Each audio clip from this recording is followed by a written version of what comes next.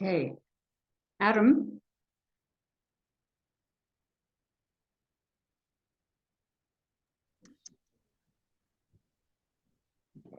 All right. Okay.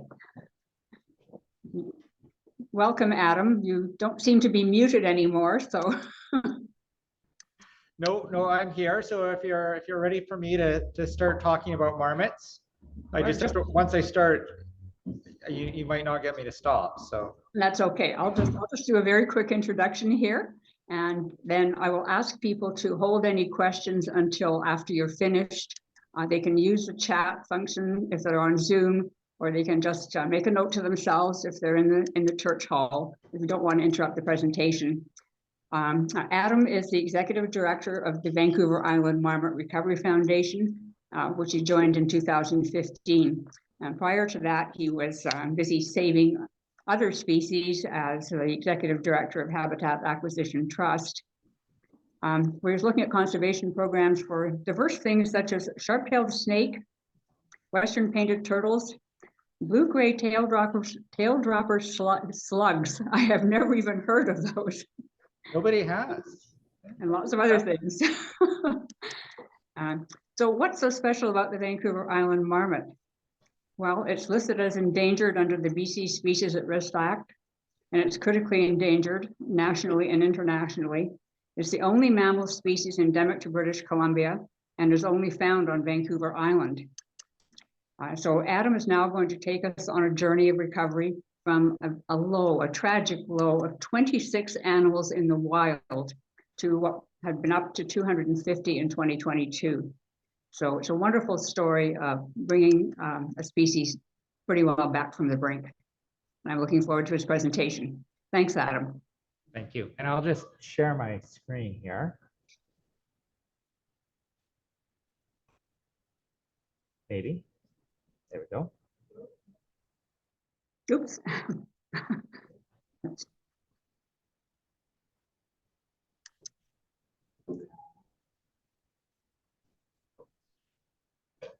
And I'm just gonna test, can everybody see a very cute fuzzy marmot?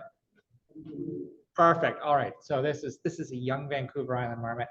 And I'm always, when I'm asked to talk about marmots, I always struggle with this question of where to begin.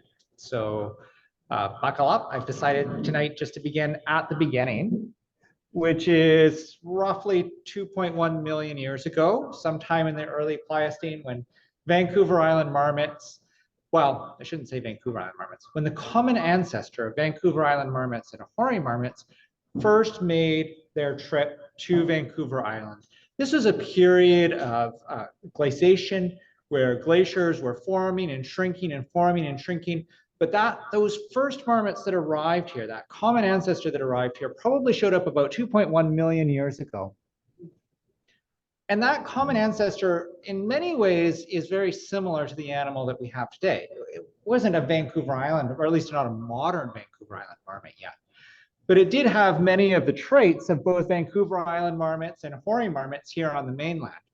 So it would have lived in subalpine habitats, not necessarily at high elevation, depending on what the glaciers were doing, but in these areas that would have had long, harsh winters, probably would have been tree-free, probably scraped free of trees by snow and ice action. Those are the types of environments we see today still generally at pretty high elevation. They would have been living in underground homes. They would have been digging burrows, fairly deep burrows, and they would have been spending a lot of time in those burrows.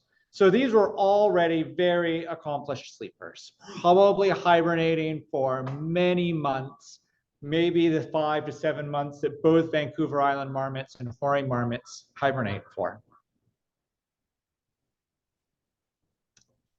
And just like our marmots today, they would have been eating a really varied herbivorous diet. So they would have been eating pretty much anything, to be blunt, that grows in the alpine. So grasses, shrubs, wildflowers, barks of trees, really, you name it, a marmot will eat it. They're very generalist, which is what allows them to survive in these really harsh ecosystems. And once these marmots arrived, this act of being stranded on an island really started to modify them. And this is something that we see over and over again throughout the world. is that species on islands begin to diverge. They're like these species factories. This is where we create new diversity. So one of the first things that happens, I shouldn't say one of the first things, one of the most noticeable things that happens, we have no idea when it happened, is that Vancouver Island marmots acquired this melanistic pelage. So this chocolate brown coat with this white nose that we see. And this is actually exceptionally weird in my book, and I don't understand how or why this works. But if you look at a melanistic groundhog or a melanistic hoary marmot, they look exactly like a Vancouver Island marmot. Exactly the same fur pattern, chocolate brown coat, white nose. But when we actually look at the gene expression that causes that coloration in hoary marmots and in groundhogs is different than the gene expression that causes that coloration in Vancouver Island marmots. I have no idea how that even works. Their skull morphology changed. So Vancouver Island marmots have a slightly broader skull. A number of their other skeletal measurements kind of change on average as well. So they're quite distinct morphologically now from their closest relative, which is the hoary marmot. They also acquire a whole suite of new vocalizations. So Vancouver Island marmots have 5 to 7 distinct calls. That's more than any other marmot species in the world. So they have that shrill whistle that we associate with marmots. They also have a kia, which is an interesting vocalization that's almost always between parents and their young. So when we're out looking for Vancouver Island marmots, we're always really excited when we hear this call, because it means there's likely to be pups or yearlings in the vicinity, and reproduction in the wild is something that we're always thrilled to find. They're also, I know islanders have something of a reputation. Like other islanders, Vancouver Island marmot social structures are maybe a little bit more laid back than mainland marmots. They're not quite as, their colonies are not quite as rigidly structured. And this has been a huge boon for recovering the Vancouver Island marmot, because we can introduce young marmots to colonies, and the adult marmots that are living in those colonies don't immediately drive those young out. They'll actually be very accepting of new young marmots that show up. You'll see adult marmots interacting with their own pups, with pups from other litters, and with introduced marmots that have been brought to the colony, and they're really quite accepting of that. And that's not something we see always in our mainland marmots. So for the next 2.1 million years, the descendants of these marmots colonized Vancouver Island. During that period, these glaciers are shrinking and expanding, and these changes are occurring over time. Just to make life even more complicated, while those glaciers are expanded, it's very, very likely that other hoary marmots migrated to Vancouver Island and interbred with the descendants of those original Vancouver Island marmots, and reintroduced some hoary marmot genes back to that population. A very similar thing has happened just south of us on the Olympic Peninsula, where Olympic marmots were also isolated from hoary marmots, but there doesn't seem to have been the same gene exchange over time there. And from there, we're really left, we skip ahead, a couple million years to, let's say, the last 20 to 30,000 years with our modern Vancouver Island marmots. And this, after the last glacial maximum, as the glaciers receded and we're at our glacial minimum, this is really where the range of Vancouver Island marmots was restricted to. When the glaciers were extensive, Vancouver Island marmots lived right down to the sea level. So we've recovered Vancouver Island marmot bones from sea caves that are 7,500 years old. But in modern times, this is the largest range of Vancouver Island marmots that we know of. This central spine of Vancouver Island, typically above 800 meters in elevation, often usually well above 1,000 meters in elevation. And really, we don't have a lot of contiguous habitat. So I've drawn a big blob down the middle of the island here, but the reality is that we're really looking at points at the tops of mountains, surrounded by a sea of forests that the marmots can't live in. So they're really living at the absolute upper boundaries of what's available to them in elevation on Vancouver Island.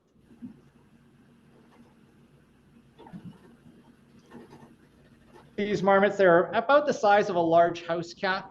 If you see one, they always feel like they're a lot bigger than that, but it's all just fur. They've got just the most luxurious thick fur you can imagine. But underneath all of that, they typically only weigh about 10, maybe 12 pounds.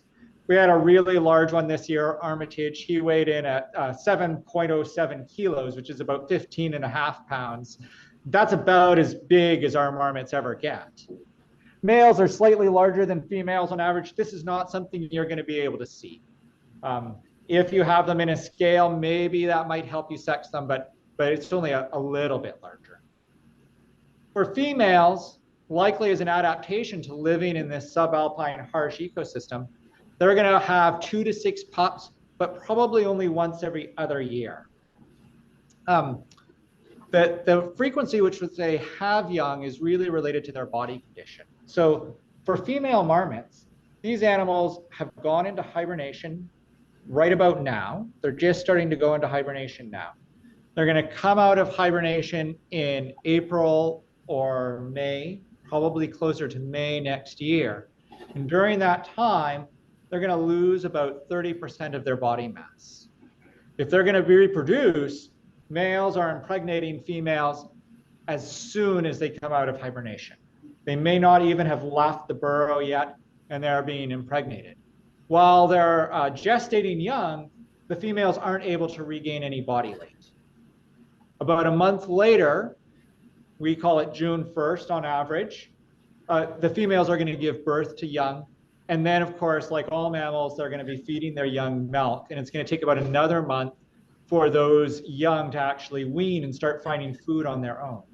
During that entire time, females that are raising young are unlikely to gain any body weight. So they've just come out of hibernation. They're at the skinniest point that they're going to be. And for the next 2 months, they're not going to be able to gain any body weight. And that's going to reduce the amount of time they have available to them to actually regain body condition, get ready for hibernation, down to just 3 months. They have 3 months to put on 30% of their body mass. And they can't do that all the time. So they need to be in exceptional body condition, and they almost always have to skip a year in order to regain enough body condition to support having young.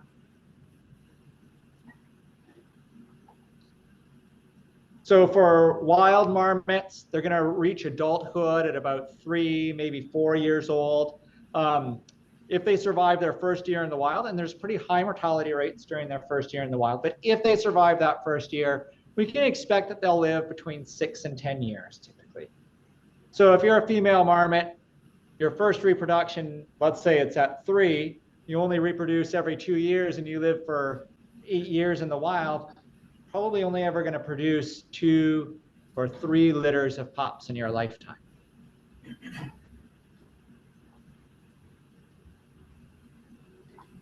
So for these marmots living at the tops of these mountains, these communities are always probably pretty small. I mean, maybe very large colonies might get up to 50 members, maybe 60 members, but they're isolated and small, and they need to have this dispersal to create connections between these colonies.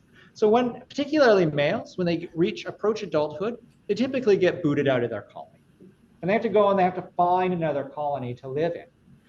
But that creates what's called a rescue effect. So let's say a successful predator gets into a colony, kills a bunch of marmots. The colony is really bare bones. Well, new dispersers from other colonies are going to find their way to that colony. They're going to reinvigorate that colony. They're going to rescue it from eventual extirpation. And that's a really important item to remember when we talk about the decline of the marmot. Now we're just kind of zooming along through history. So we've covered about, roughly 2.1 million years in the last little bit. We're going to start slowing down a little bit here. We're down into the order of maybe millennia. First Nations, we know that they were consuming and eating marmots at least 2,500 years ago. We found marmot bones that show signs of processing, so we know that they were consumed, that were about 2,500 years old. But the reality is that first peoples probably encountered marmots pretty shortly after they arrived on the island. So we're really probably talking about a history of 12 to 13,000 years. of first peoples on the island living with marmots, and they did consume marmots. These stakes that we're looking at are pit stakes. They're actually, these specific pit stakes are used for catching marmots in the northern BC, but we know that the Chaldean peoples on the west coast of Vancouver Island used exactly the same process to catch Vancouver Island marmots. We know that the Namgis First Nation in northern Vancouver Island, around Nimkish Lake, today based out of Alert Bay, we know that they actually built cabins in marmot meadows to explicitly hunt marmots, and then those furs were really important items in potlatch ceremonies. We know that First Nations people were regularly hunting, consuming, and using the furs of Vancouver Island marmots, and they were doing that for millennia. And still our Vancouver Island marmot population persisted. Something changed, and it changed in what is, relatively speaking, the extremely recent past. So when we start talking about Vancouver Island marmots, the first colony established on Vancouver Island was in 1849 in Victoria. In 1913, an ornithologist based out of California, Henry Swarth, was contracted to come to Vancouver Island and catalog the fauna and flora of Vancouver Island. He collected 13 Vancouver Island marmots from an area called Grassy Mountain, or Mount Douglas, but not the Mount Douglas in Victoria, a different one closer to Port Alberni. And those were the marmots that he used to describe Marmota vancouverensis, the Vancouver Island marmot. But there were no systematic surveys done. Nobody really tried to count the marmot population or document how many Vancouver Island marmots there were until about the mid-1980s. And at that point, it's pretty clear that there was already a really serious problem. Through the 1980s and up to about 2003, the marmot population was simply in free fall. So at that first census, there were over 300 Vancouver Island marmots. A lot of them were living in cut blocks. And almost every year after that, the population continued to decline. Counting Vancouver Island marmots is really hard to do. And I speak from a lot of experience here. Their habitat is difficult to access. The marmots can be extremely well hidden. If they don't like you, they'll just go underground, and you're not counting a marmot that's 4 meters underground in a burrow. So in the early days, there was a lot of supposition that people just weren't doing good surveys. There were a lot of marmots out there, we're just not counting them. But as the 90s approached and the population continued to decline and decline, and it was the same individuals doing the counting in many cases, it really became clear that there was a crisis. So as we approach the nadir,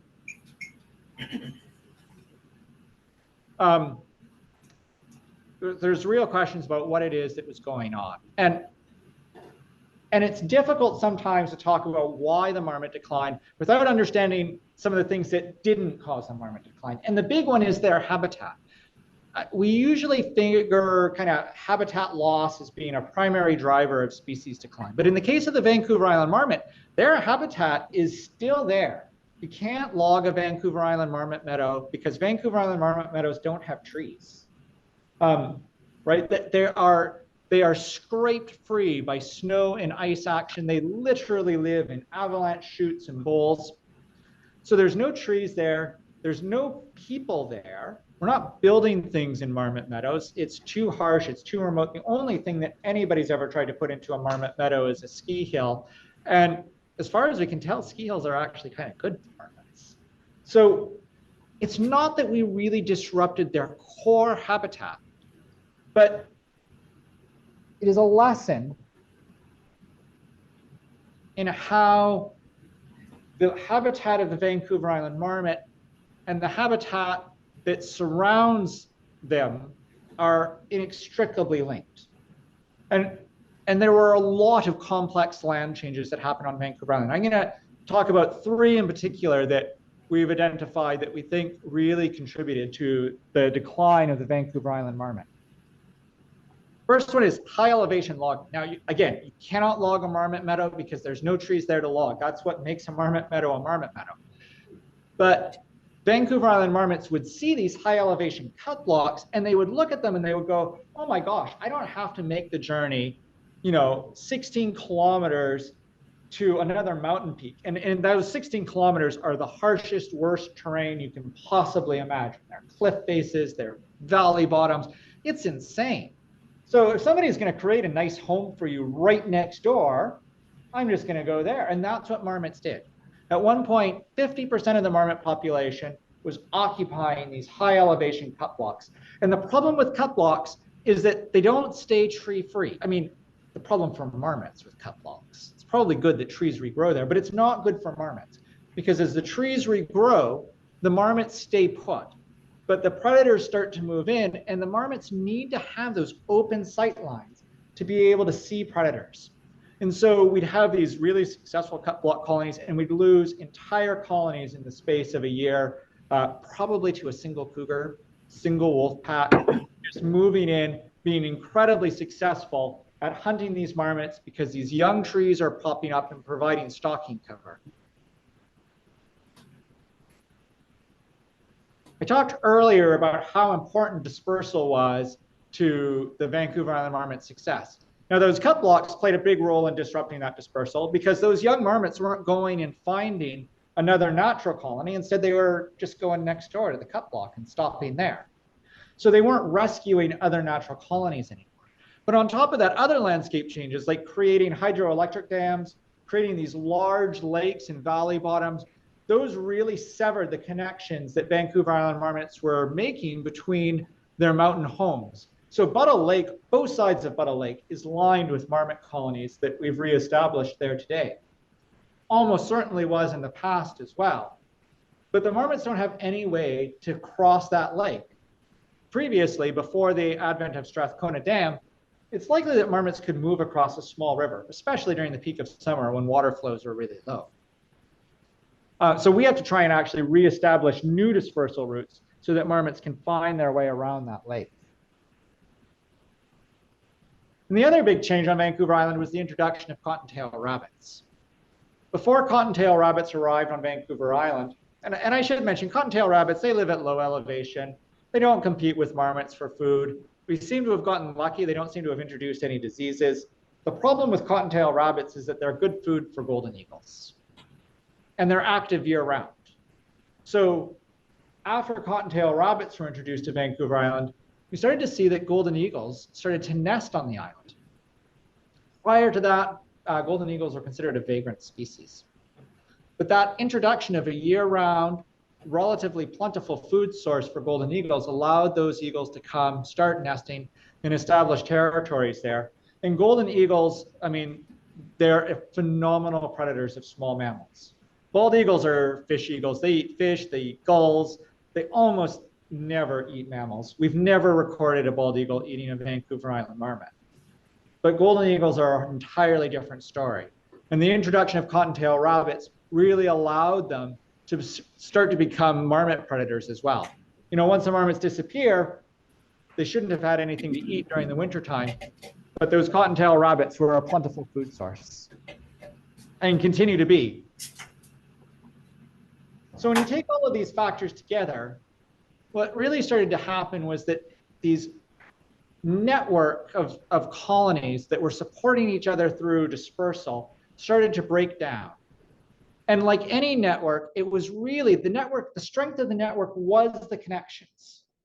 So as we lost those connections, as those individual nodes started to wink out, it made it even more likely that another node would wink out. And as more and more nodes began to wink out, the marmot population simply began to collapse. And we probably came in at the tail end of that, right? Probably there were a lot more than 350 marmots if we go back historically, but nobody counted, so we don't know. We can only, speculate at best as to what the marmot population ever was.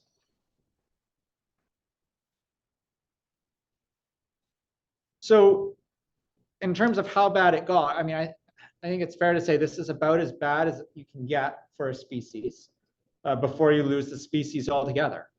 In 2003, there were 22 Vancouver Island marmots that we were able to count in the wild. 10 of them were at Mount Washington, And the other 12 were kind of scattered between three or, I mean, depends on what you define as a colony, but about 4 different mountains in the Nanaimo Lakes region. We probably missed a few, to be honest, right? Like we probably didn't count every single marmot that was out there, but there were almost certainly less than 30 left. So fortunately by that time, and my timeline is going to get just a little bit jumbled here. Fortunately, just before we hit rock bottom, an actual recovery plan and an actual recovery strategy was launched. In the year 2000, the National Recovery Strategy for the Vancouver Island Marmot, this was published. It called for captive breeding.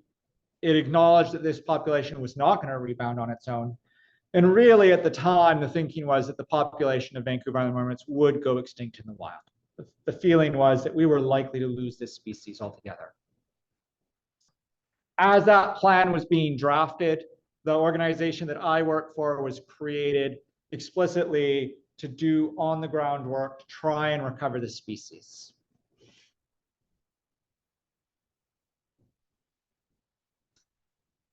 And in those last years, a total of 55 marmots were trapped from the wild and brought into captivity, or brought to the Calgary Zoo, the Toronto Zoo, and to a facility that we built, the Tony Barrett Mount Washington Marmot Recovery Center, which is a bit of a mouthful to say, but to those 3 facilities in order to recover the species. We targeted animals, and I'm using a royal we, this was before I joined the foundation, but animals were targeted that had an exceptionally low chance of surviving in the wild. Solitary marmots in a mountain with no other marmot to interact with, young marmots, pups in particular, that simply had basically 0% survival rates at that point in time. Those individuals were targeted and brought into captivity to try and give that fragile wild population the best chance we possibly could in order to actually survive and persist on its own.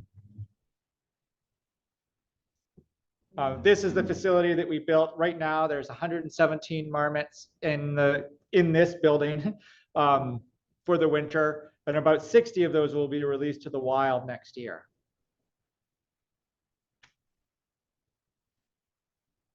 So in that same year, when we counted 22 marmots, we were ready to do our first release. 4 Vancouver Island marmots were going to be released back to the wild. Of those 4, 3 of them were eaten by a cougar within weeks of release. And we retrapped the 4th one, brought it back into captivity, and to try and make sure it wasn't eaten by a cougar, and tried to release it again the following year. Things with the recovery have simply not always gone smoothly. And I think that this is a really important lesson, because some of the charts after this look a lot better. We are kind of getting towards the good news part of the story. But we're not in the good news part of the story for every species. So if we think about spotted owls, very similar scenario, right? They just released 4 spotted owls, 75% of them died.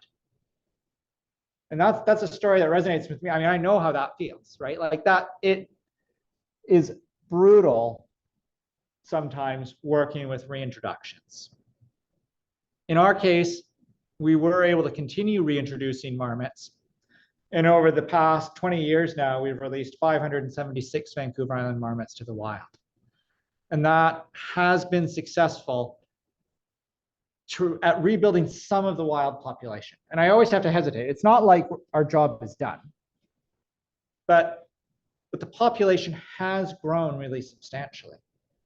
In the Nanaimo Lakes region, at one point, we got over 200 marmots just in this one meta population.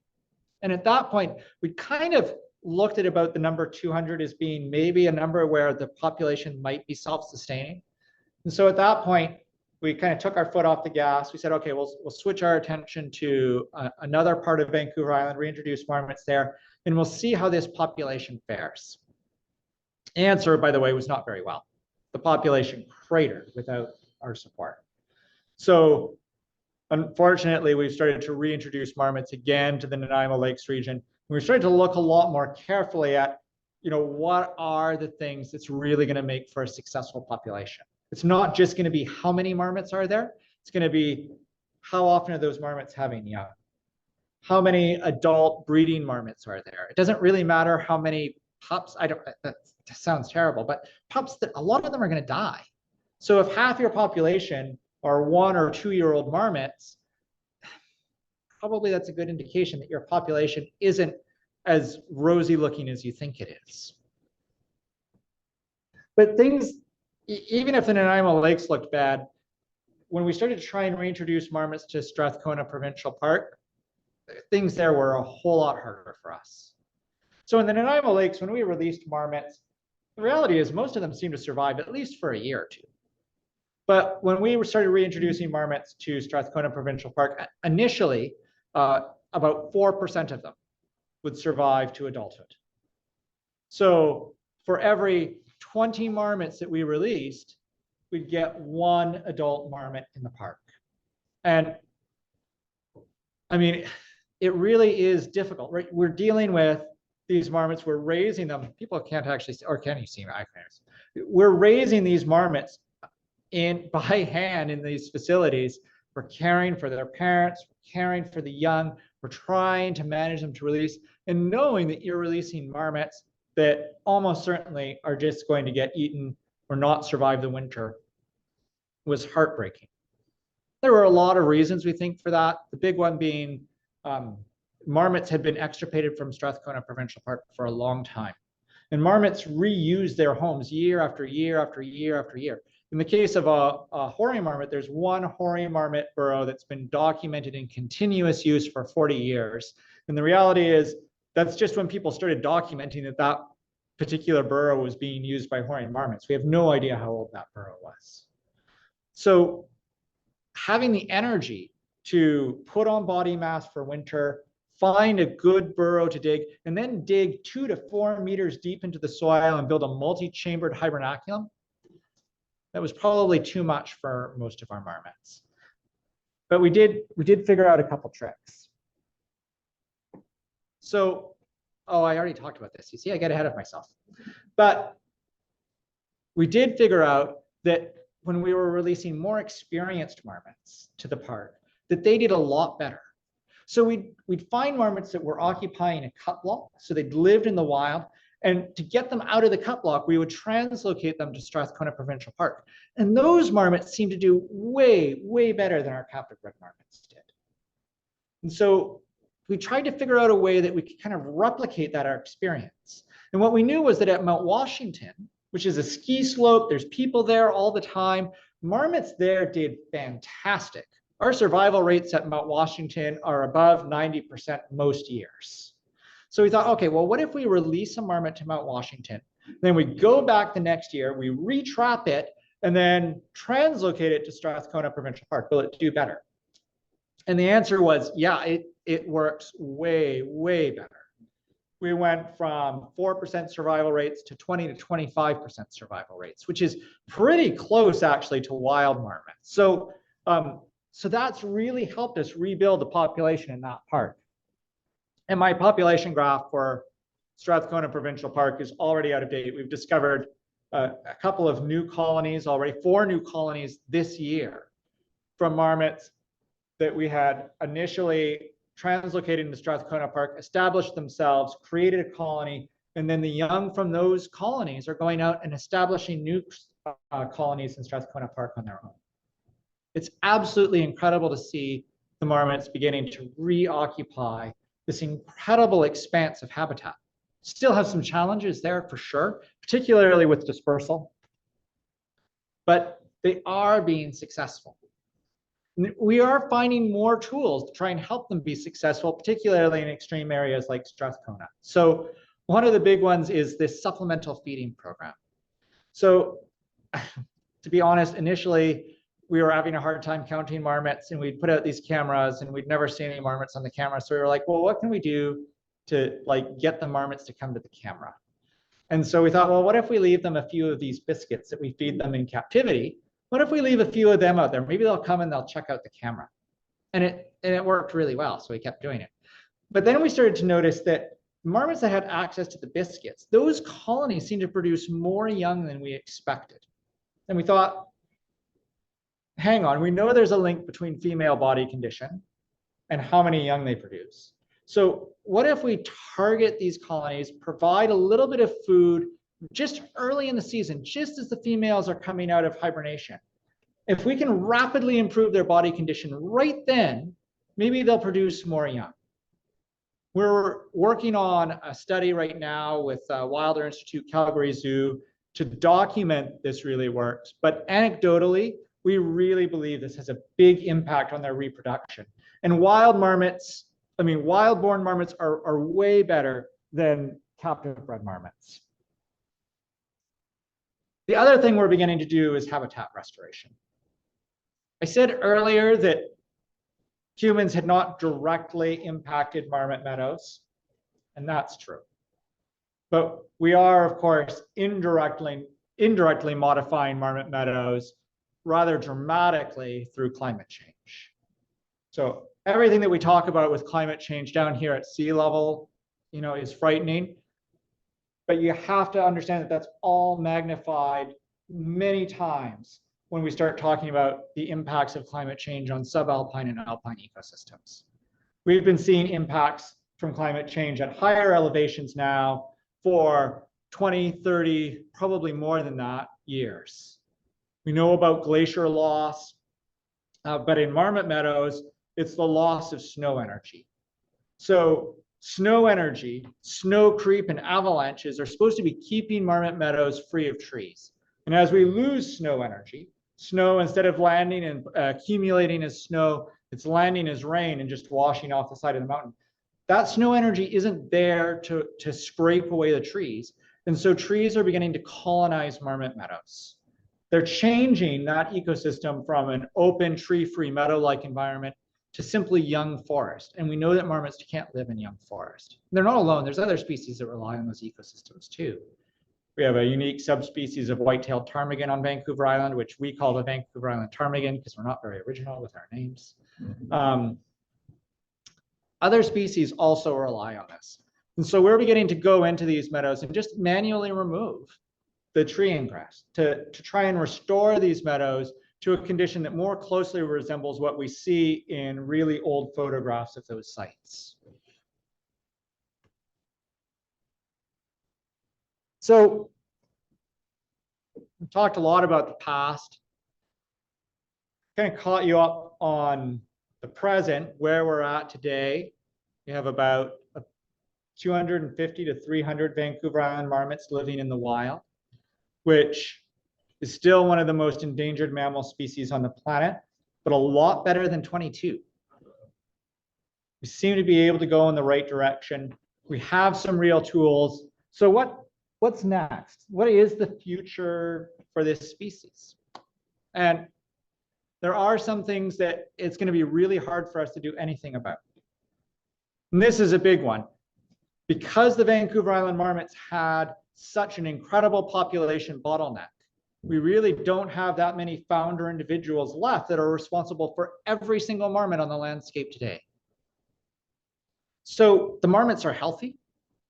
They are not showing any ill effects from inbreeding, but reduced genetic variability also means a reduced ability to adapt to changing future conditions. So what happens when things change? And we know that things are changing, right? What happens when things change? Will the Vancouver Island marmot be able to adapt? I don't have an answer for you for that one. And as I mentioned, conditions are changing dramatically. Last year, we undertook just to study just a few of the marmot meadows that just on a very personal level, we really felt like we were seeing a lot of trees where we didn't remember trees being in the past. And what we found just by doing tree cover analysis, looking at aerial photos, was that tree cover had increased in the low end by 7%, but in the high end by 50%. In some specific pockets, tree cover had increased by 70% or more. So we know that these trees are coming in. We know that, unfortunately, we're likely to see this low levels of snowpack persist for some time, and that's likely to alter marmot habitat. I think the good news there is we know what we can do about it. We can restore these meadows, but it's something that we're likely to need to do forever at this point, right? That's a forever project. manually restoring marmot habitat, one colony at a time.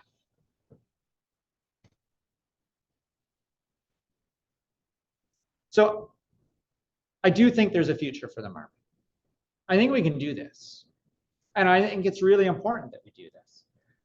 There are a handful of species that we've been able to save from extinction. In terms of vertebrate species, a study done a couple of years ago said somewhere between 28 and 40 vertebrate species had likely been saved from extinction through conservation action. And the Vancouver Island Marmot is one of those. And I think we can do more than just save it from extinction. I think we can actually get a population back that doesn't require this really intensive, invasive captive breeding every single year. There's work that we're going to have to do. They're going to be a conservation dependent species. We're always going to have to restore marmot habitat. I think that that's probably a fate that's already been written. We're probably always going to have to move some individual marmots around to try and help ensure that the population is genetically diverse as possible. But that is just a small part of what we do. The biggest part of what we do is captive breeding and releases. And I really think we can get to a point where the marmots don't need that anymore, where they actually have a self-sustaining wild population.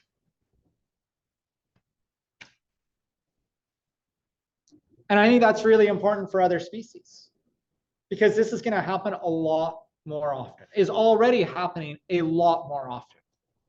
We are losing species right now at an absolutely incredible pace. And more and more and more species are falling into those endangered and critically endangered population categories. And it is disgustingly easy for people to write those species off. We only have a handful of spotted owls. What's even the point in trying? We can't save that species. Let's just write it off. And I can assemble a long list. I mean, obviously, I'm from Vancouver Island, so I can assemble a long list of species that we've already lost on Vancouver Island. Right?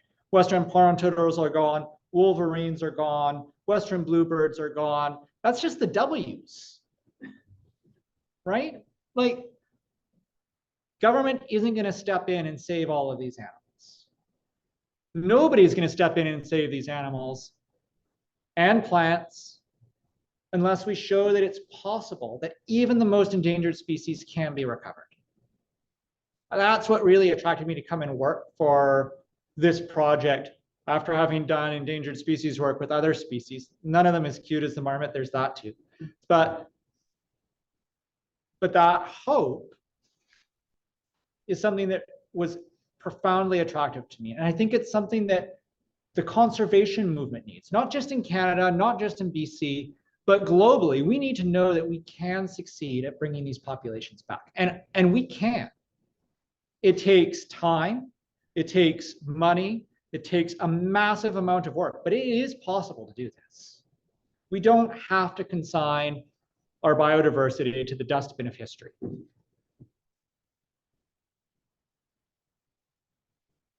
And that's really it for my ranting, aside from saying I want to follow up very quickly on noting 75% of our funding comes from the public. So government provides a little bit of funding, industry provides a little bit of funding, but when we talk about who saved this species from extinction, it really is the public. We couldn't do this work without public donations. And I am incredibly grateful to everybody who has donated and made it possible for me to obviously work with marmots, but also for me to take my kids out into the mountains and actually see marmots in the wild, which we can do today. Thank you.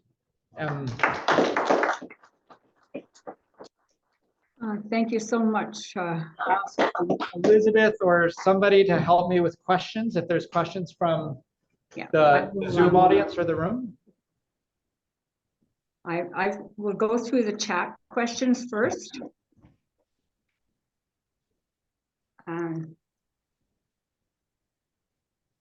Okay, Annie Caps is asking, do you have a recording of their alarm call, their whistle? Do we have a recording of the Vancouver Island Marmot's alarm call?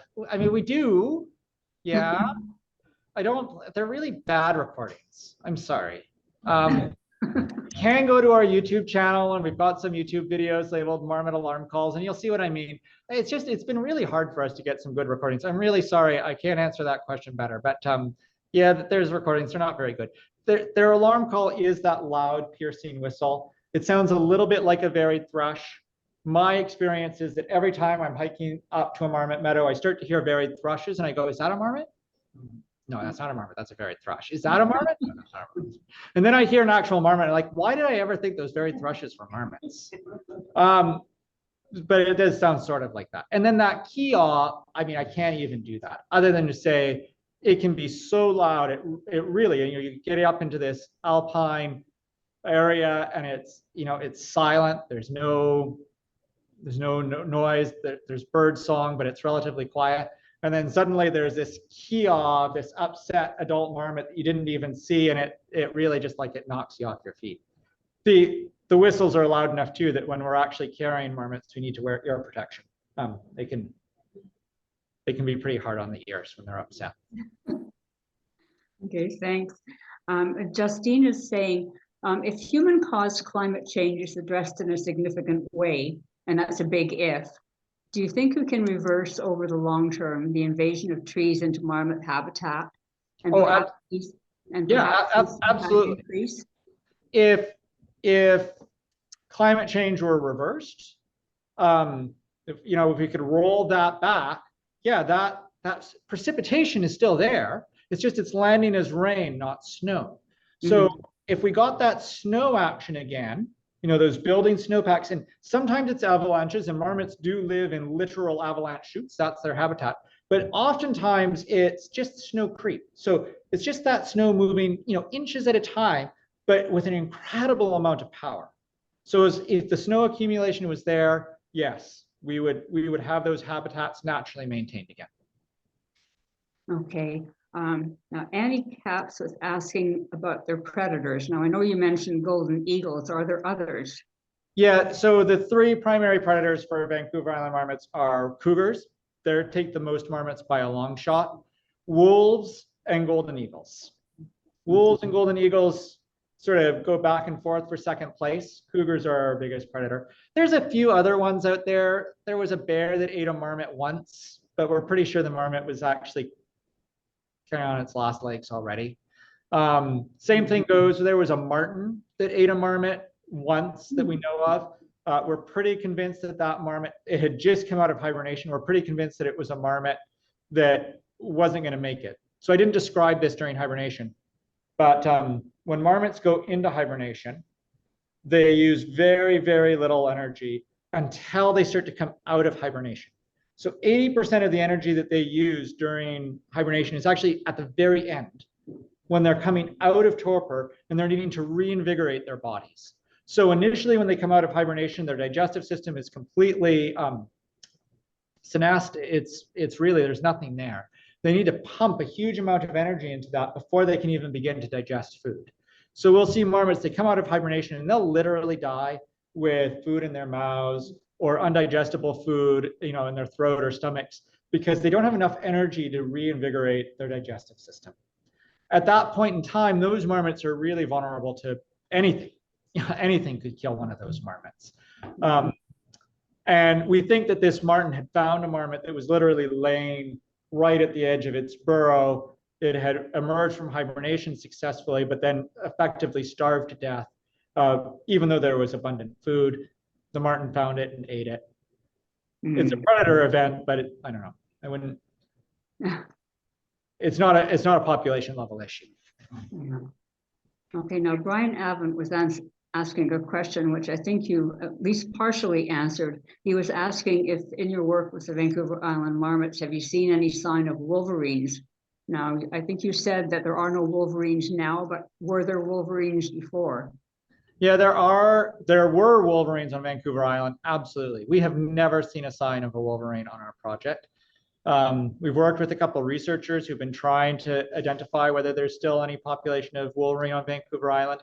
Haven't had any success. Every now and then somebody comes and reports a wolverine, but there's never been any verified sightings since the 1980s. So We don't think there's wolverine left on Vancouver Island, but of course there are wide-ranging species, very elusive, and maybe there's one or two hiding somewhere, but yeah, not many. Yeah. When it comes to funding, do you have a regular source of funding apart from the public donations? Well, no, the public donations is our regular source of funding. That's basically. That's where her. I think you said 75% was from the public donations. That's right. So yeah, 75% of our funding comes from public donations. The remaining 25% comes from a core agreement with the province. And right now it's just one timber company, Mosaic, because they bought all the other timber companies. But there was an agreement with all of the timber companies that they would contribute kind of a base funding amount for us. But the vast majority of our funding comes from the public. Yeah, okay. That's good. Good to know.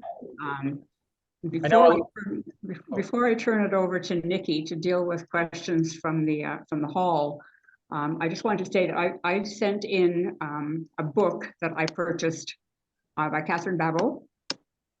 That should be sitting in the room there somewhere. And I just wanted people to look at the book if they haven't seen it. I'm just going to hold it up for your Zoom audience and for the audience here. Yeah, thank you. It's a wonderful book, and there's a big chunk of the information in that book actually came from Adam, though there are other people in there as well from the Calgary Zoo and the Toronto Zoo and other genetic people looking at the genetic diversity issues. I see Audrey has her hand up there with a question. Yes, I'd like to know what your annual budget is, please. So in a normal year, we'd be spending between $860,000 to about $960,000. So it's not cheap. Yeah. I suppose my other conservation message is don't let animals get this endangered, right? Like keep common species common. And what would you like your budget to be? Oh, what would be my dream budget? Yeah. So I'd make a big capital expense and build another breeding center. We do have a limit. There is a limit to the number of marmots we can release to a colony before you have so many young marmots, they actually start to drive each other out of the colonies. But if we could release, let's say 6 marmots to every single one of our now 28 colonies, that would be fantastic. So probably need to spend about $5 million to build another facility, and then roughly almost double our budget, not quite, but we could probably spend $1.5 million to 1.8 million a year really easily. Yeah. And the other question is, I did notice somebody's name on your facility. Is it at Nanaimo, or who is that person? What did that person do? Tony Barrett was actually the first executive director, so the first person that held my role.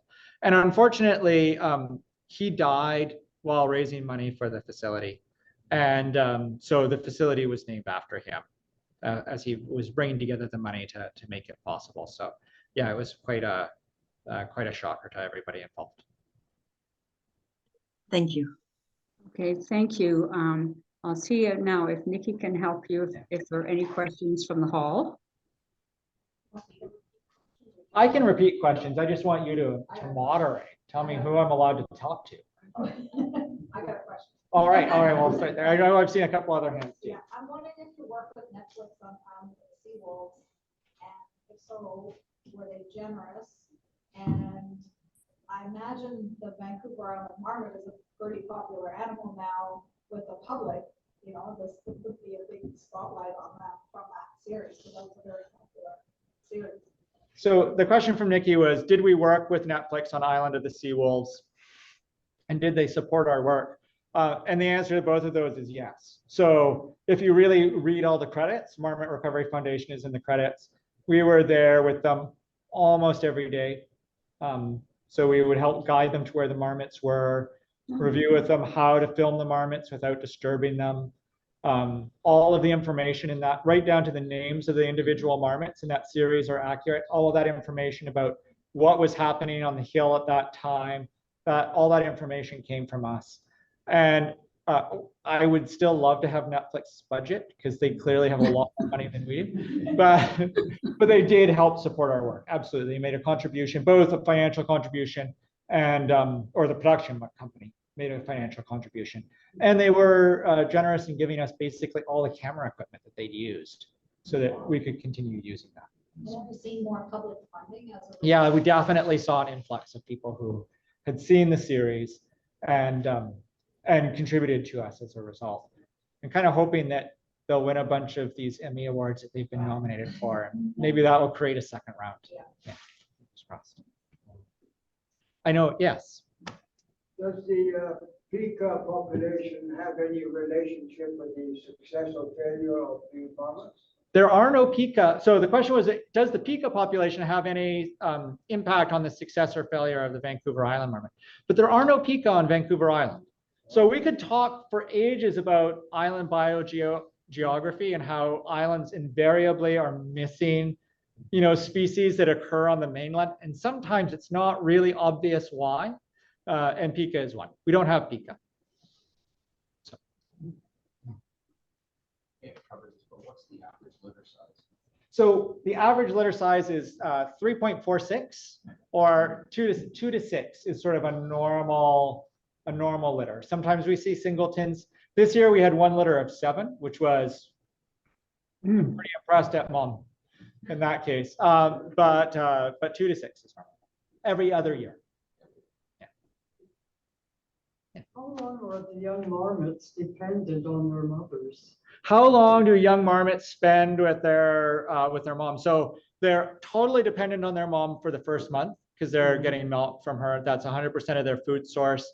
They're living in the burrow. We don't even see them come out of the burrow until they're about a month old. After that, mom is weaning them, and they're eating mostly wild food, so they're less dependent on mom.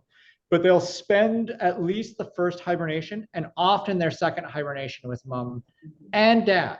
So we have a situation right now actually where one of the dams, the mothers, was predated, and the father took over the litter and seems to have gone into hibernation with the young, and hopefully successfully. We've certainly seen that in the past. So fathers play a pretty active role, and sometimes even random kind of other marmots in the meadow. Again, they're very tolerant of young marmots. Once the marmots get older, it's a different story. But young marmots, Vancouver Island marmots, are really tolerant of young. Another question. You mentioned, I think, was it the Nanaimo Lakes? Where, can you elaborate on where that is? Yes. Besides near Nanaimo, perhaps? Let me see what I can do here in terms of bringing up our map of Vancouver Island again. So when we talk about species collapse, I know I had a map of Vancouver Island here. All right, well, I'll use this one because it's there. When we talk about species collapse, I think one of the things that we often think of when species are collapsing is that species are going to collapse to more of their range, right? That didn't work very well. All right, I'll just go back until we see a map of Vancouver Island. So this is the most boring question answer ever.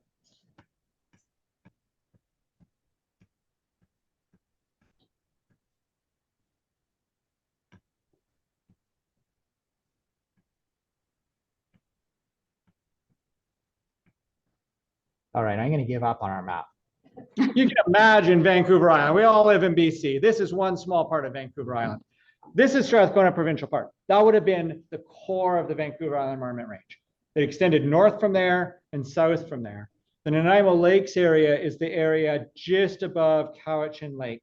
So just as you go north from Victoria, you get into the Cowichan Valley. There's Cowichan Lake there. There's a big series of mountains just on the north side of that. South of that lake, there's really nothing that's high enough elevation to support marmots, even historically, like not since the last ice age. But north of that and extending up that core of the island is where marmots occurred. When the marmot population collapsed, and this is something we see in a lot of species at risk, it didn't collapse towards the middle, it collapsed south. So many species collapse towards the edge of their range. We think that species are going to collapse towards the middle, but to use an example of a species that's not, quote, endangered, but clearly in trouble, grizzly bears used to extend across all of North America. They didn't collapse towards the middle of their range, they collapsed to the north and west, right? So all of their population now basically occurs in British Columbia, or a huge percentage of it. In the case of the marmots, it was due south. So the absolute bottom end of the range is where their population collapsed to. So yeah, I took your question and kind of went sideways with it.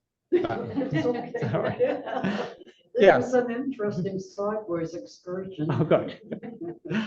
I don't know a great deal about conservation efforts. So Yeah. can you help me understand why, for genetic purposes, it wouldn't be appropriate to say take an Olympic marmot and bring them up and let them mate to create more genetic diversity in the population?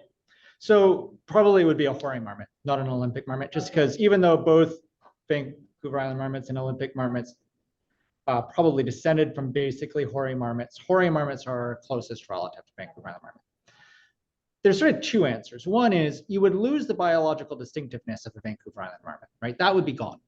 So you kind of lose that species. What you would gain with that is you would gain an animal playing that function in that ecosystem. So that possibility was discussed. When we were thinking about extinction, the idea of using hoary marmots was absolutely discussed. The downside to that is you've got to know that that species has not adapted to that ecosystem. So island species have often undergone significant changes. Certainly, why is the Vancouver Island marmot this melanistic brown fur coat? Is it just, genetic drift? Is it just happenstance? It's possible, but maybe there's an adaptive reason for that. Maybe there's an adaptive reason why its skeletal structure has changed. So when you bring hoary marmots over, they're probably not going to survive real well. You might get lucky, but you might be really writing off a lot of animals that would have done just fine in their normal ecosystem. So we're always better, both from a biodiversity perspective and from an animal welfare perspective, to preserve the animals that are living in the ecosystems kind of where they belong. Those are the best adapted animals to live there. Are there any other questions? One more. Yes. Are there any hoary marmots on the mainland in BC? Oh yeah. Whistler is named Whistler because hoary marmots whistle. So the North Shore Mountains have tons of hoary marmots in them. Absolutely. And yellow-bellied marmots now seem to be occupying this area right here. So they're becoming more and more common. They're a lower elevation animal, and they seem to be adapting really well to humans in the types of ecosystems that we create. But hoary marmots, go to Whistler, you'll see them on the mountain chalets. Sometimes they'll scream at you. They really do that. Vicki Huntington had a question too. Yeah. Thanks, Elizabeth. You mentioned, Adam, that the females are generally impregnated before they emerge from hibernation. And if they're reproducing every other year, are the females choosing their mates, or are they able to control their reproductive capacity? We think that Vancouver Island marmots are to some extent choosing their mates in the sense that they're choosing who they're hibernating with. So that's certainly a part of it. Having said that, we strongly suspect that there's something else going on when females aren't reproducing. So this is the dark side of Vancouver Island marmots. We don't talk about this normally. We have never documented this behavior in Vancouver Island marmots, but rodents are well known for consuming their young if they have poor body condition. And Vancouver Island marmots are a rodent. So it's possible that they're consuming their young. It's possible they're not giving birth. We don't see the remains of young marmots, of non-litters. We don't find, tiny bones or anything like that. So we don't know what's going on, but we do see marmots engaging in reproductive activity that don't go on to have young all the time. So they seem to be doing the deed, but it's not resulting in young. So something else is happening in between there, and we're not sure exactly what it is. And you have no cameras in the Hiberculum. No, we have no cameras. We have cameras now in nest boxes in the facility, thanks to Netflix, actually, because they had to build this incredible contraption, and they didn't even end up using any of the footage, but they had to build this incredible contraption to get footage of marmots inside their nest box, because the marmots are so intolerant of lights and roots. So when we try to stick fiber optic cables into a marmot burrow, we bring back half a fiber optic cable. It's been snipped by a marmot and spit out. You try and put a whole, any light at all, and a Vancouver Island Marmot will block it up. And you can understand why, right? Like any water ingress into a hibernaculum could be absolutely deadly, would 100% be deadly for Vancouver Island Marmots. So they block up any source of light. So putting cameras into their burrows has been just into the wild burrows. We've tried and we've never had success. And we have to be blunt, we've kind of given up. Not even infrared? No. Again, if you try and stick a tube down, doesn't matter what the tube is, the camera has to be connected to you somehow. Yeah. And yeah, we've thought about little robots, but the marmots they're very fastidious. So they clean their hibernaculum and their burrow all the time. They're just constantly working at it. And yeah, we can't put anything in because they spit it back out, or they chew it up and spit it back out. Yeah, they're just always working. And we just have not been successful at all in terms of that. So we do have them now in the nest boxes in our facility. So we can actually see the marmots in the nest box, see their behavior. It was the first time we saw marmots last year. First time we saw marmots the day they were born, which was pretty exciting for us. But to be fair, we didn't see any marmots that were born and then mysteriously disappeared. So I'll say that in favor of the marmots. Thank you very much. Still think there's a chance, but yeah. Oh, here's another question here from Justine. She's asking, is it possible they are reabsorbing, back here? Is it possible that marmots are reabsorbing their young Unborn while they're young still in utero. gestating? Yeah, that's absolutely a possibility. It's documented in other mammalian species. It's absolutely a possibility in the marmots. We don't know that that's happening, but it's possible. And she's asking, is there any way to find out within the captive population in the breeding program? Yeah, probably with blood tests. And we try not to disturb the marmots when they're in hibernation and just post-hibernation, because they're so sensitive. But it would be collecting blood probably in order to test that. We're being fortunate. We haven't had a lot of marmots die, so we don't have a ton of necropsies that we could do, but that would be the other source eventually, is if we do have marmots that die during that phase of life and we can perform some kind of necropsy, which we do. We do necropsies in all the marmots that die. We just haven't had that specific set of circumstances come up. I saw there was another question. I was just gonna ask, like, during captivity, like, how do you teach them to be wild? Or, like, do you have? We don't. to use? So yeah, we don't interact with the marmots. So if you go to our facility, people always want to go and see the marmots, and we can't. Like, we don't interact with them. We wait until they're outside. They have indoor and outdoor portions of their enclosure. So we wait until they're outside, shut the door, then we go in and we clean, do the reverse, clean the outdoor parts. And yeah, we try not to interact with them as much as possible. But aside from that, there's nothing special that we can do. At the Calgary Zoo, they did practice taking taxidermed animals on mounts, and they built this special rig to take wolves, dead taxidermed wolves, and kind of pull them past the marmot burrows. But I don't think there's no evidence that was particularly successful. So, so the marmots really do have to teach each other. And they are definitely social learners, so they do learn from each other. One of the things we can do is if we have marmots that come from the wild, for whatever reason, like we have a marmot in captivity right now, it had gotten into a cut block too late in the season for us to translocate it, so it's just in captivity this winter. We'll pair it up with young marmots, and they do seem to learn hibernation rhythms from wild marmots, and that seems to improve their success. And there may be other social learning that's going on during that process too.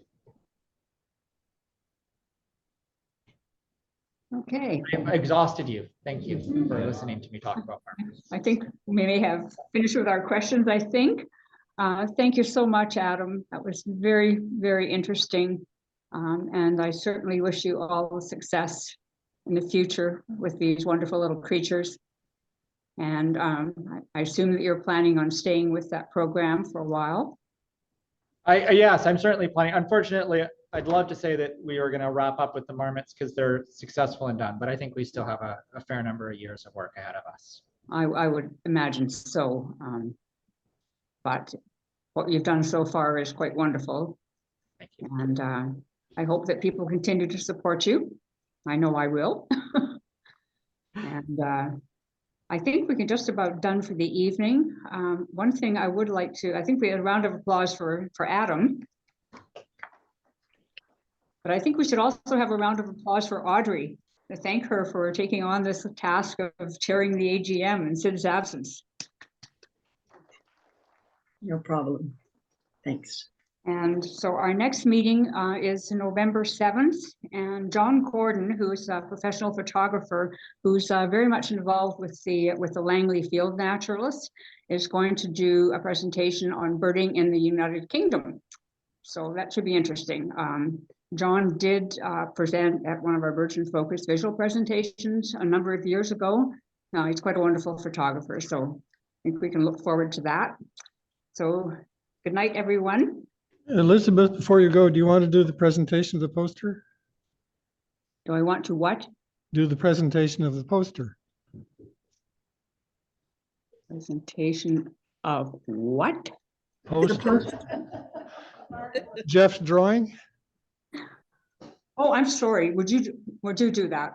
I'm sorry. You kind of lost me there. Elizabeth usually presents this. Poster? I can't do any presentation from here. The poster for today. Oh, thank you. And Jeff, there was a resident artist did the work. Thank you, Jeff. That was a delightful poster. I love to have this. Thank you so much. Sorry, Jim. I wasn't catching what you're getting there at all. Because here I am sitting at home and thinking, what can you want me to do from here? Okay, I think we are done now. Good night, Okay. everyone. Good night. Good night.